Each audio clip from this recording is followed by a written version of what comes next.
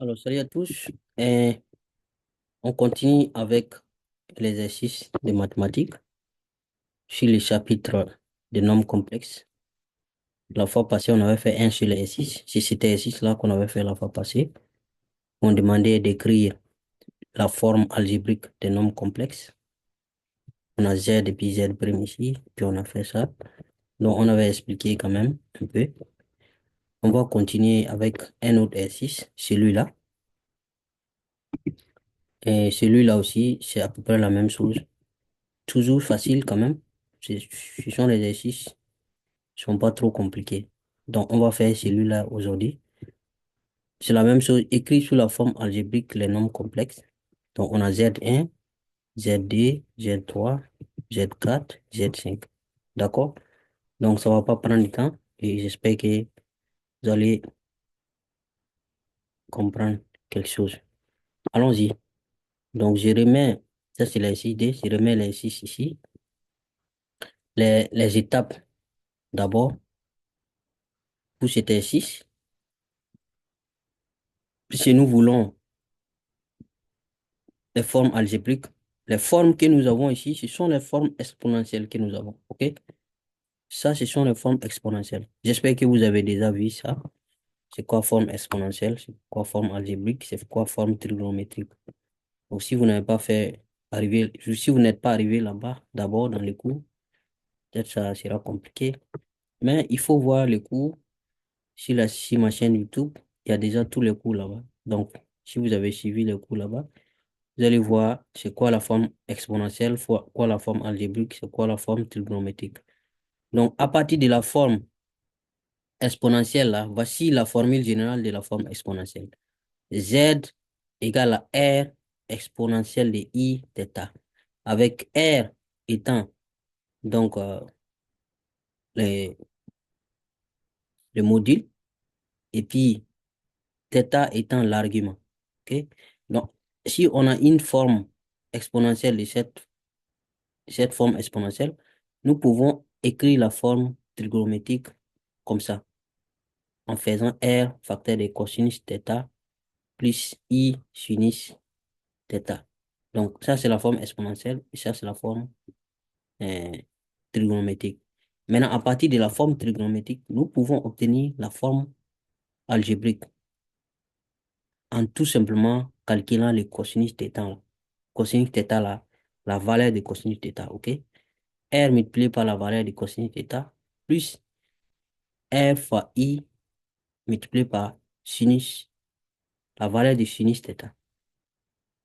Voici ce qu'il faut faire. Si vous avez compris ça, l'exercice est déjà compris.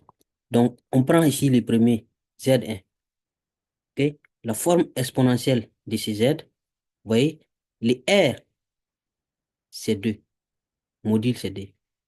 Le θ, c'est 3 et 2 pi tiers. Ou bien, voilà. Parce que c'est, selon la formule ici, c'est I θ. Donc, le θ là, c'est 2 pi tiers. Parce que 2 I pi, c'est 3. Donc, module, c'est R. Argument, c'est... Non, ici, là, il y a un problème. Là. Il y a pas, il ne doit pas avoir I ici. OK? Je vais arranger ça, puis on continue. Il doit avoir I ici. Donc, souvent, je fais des petites erreurs comme ça. Je n'arrive pas à voir souvent ces trucs. Voilà. L'argument, c'est 2 pi tiers. D'accord? Voilà. Ça, c'est la forme trigonométrique. Mais une fois qu'on a le module et l'argument, ben, la forme, euh, ça, c'est la forme exponentielle. Une fois qu'on a le module et l'argument, la forme trigonométrique est tout de suite gagnée.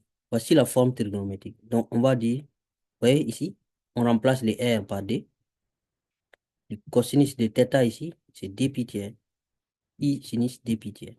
Voici la forme trigonométrique. Maintenant, on va calculer la valeur du cosinus D pi tiers et sinus D pi tiers.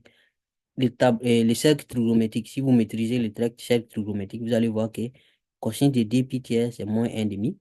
Et sinus de D pi tiers, c'est racine de 3 demi. Voilà. Donc, on va juste remplacer celui-là, tous ces cosinus-là par moins 1 demi. Et tous les sinus-là par racine de 3 demi. Donc, en remplaçant, voici ce qu'on va obtenir. Vous voyez? Les cosinus de 2 pi tiers là, a été remplacé par moins 1,5. OK? Le sinus de 2 pi tiers a été remplacé par racine de 3 demi. Donc, on développe. Si vous développez 2 fois moins 1,5, ça fait moins 1. C'est ça qui est. OK? Le D ici aussi va simplifier, ça va faire racine de 3. Donc, voici la forme algébrique qu'on va obtenir. Moins 1 plus I racine de 3. C'est très simple. Voilà. Donc, si vous avez compris ça, l'exercice est déjà fini. Ça, c'est des trucs cadeaux, hein. Je pense pas que ça soit compliqué. Donc, un autre, vous voyez que c'est la même chose, la même forme. Alors, sauf que ici, là, pour avoir le cosinus de l'argument et le sinus de l'argument, là, ça sera un peu compliqué. Mais le module, comme vous voyez, c'est racine de 2. Voilà. Et l'argument, c'est pi huitième. Voilà. Donc, je disais, pour avoir cosinus et sinus depuis huitième, là, c'est un peu compliqué. Donc, mais voici la forme trigonométrique. Le module, facteur de cosinus de l'argument plus i sinus de l'argument. Voici la forme trigonométrique. OK? Voici la forme trigonométrique. R cosinus θ plus i sinus θ. Bon, on a les R, on a les θ. Maintenant, il faut avoir le cosinus de pi huitième, sinus de pi huitième. Donc ça, c'est un peu compliqué. Ça donne des valeurs comme ça. Mais si on remplace, voici à peu près ce qu'on va avoir comme forme algébrique. Et voici la valeur finale. J'avoue qu'ici, c'est un peu compliqué. Parce qu'à l'examen, peut-être les calculations ne sont pas autorisées. Donc, si les calculations ne sont pas autorisées à l'examen, on va toujours vous donner une valeur pour quelque chose comme ça. Qui vous permet de calculer. Z3. Z3, ça fait 3 expo de moins 7 I pi sur 8. Donc, vite fait, le R, le module, c'est 3. L'argument, c'est moins 7 pi sur 8. Là aussi, on aura le même problème avec les valeurs approximatives. Donc, la forme trigonométrique, ça va faire R, facteur de cosinus de l'argument, plus I sinus de l'argument. Voilà, le R, c'est quoi? Donc, avec des valeurs approchées toujours, de cosinus de l'argument et sinus de l'argument, voici ce que nous obtenons. Et donc, la forme algébrique va donner ça. OK? C'est simple. Les trois premiers, vraiment, sont pareils. Donc, 4 là, qui est un peu différent, mais ça aussi, vous allez voir que c'est très simple, très facile. C'est comme si on a le produit de D complexes. Voilà. Vous, vous allez utiliser les propriétés des expos qu'on vous a montré. Si vous multipliez des nombres complexes, qu'est-ce qui va se passer avec leurs modules? Qu'est-ce qui va se passer avec leurs arguments? Voilà. Dans le cours, il faut aller revoir le cours. Si vous multipliez les deux nombres complexes, les modules vont se multiplier, les arguments vont s'additionner. C'est la même si on parle en termes de puissance, par exemple. Voilà. Si c'était ici A à la puissance A, plus encore multiplié par A encore. Vous voyez, c'est la même chose, c'est et A à la puissance A. Donc, vous voyez que les puissances peuvent s'additionner facilement. Donc, on va juste faire ça plus ça pour avoir. Donc, on va simplifier un peu. Voici ce que ça donne. Et deux fois expo de IK moins. Normalement, c'est plus, mais comme l'argument ici est négatif, c'est pour ça qu'on a moins ici. Donc, on finit.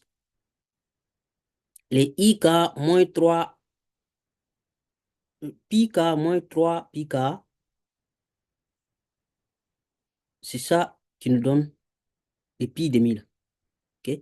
Parce il faudra, je pense qu'il y a une erreur ici. Pi k moins 3 pi k. OK? Normalement, ça devait pas être ça. Pi demi, je pense pas. Ça doit être moins, moins ici. OK? Parce que ça sera un quart. C'est comme si vous faites un quart moins 3 quarts. Ouais. Donc, ça va faire moins 2 quarts. Moins 2 quarts, là, si on simplifie D en haut, D en bas, ça va faire moins un demi. OK? Donc, il y a un moins que j'ai oublié ici. Donc, souvent, je fais ça étant fatigué. C'est ça qui fait que c'est facile de se tromper. Bon, anyway, voici ça.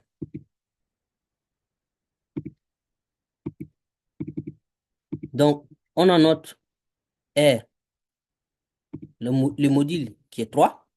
Ok? Pas 3, c'est 2, hein. Ah, heureusement qu'ici, je ne me suis pas trompé. Le module, c'est 2. OK? Et l'argument, c'est moins pi demi. Donc, on cherche le cosinus. La forme d'abord, ça sera ça. D, le module, cosinus de l'argument, plus I, sinus de l'argument.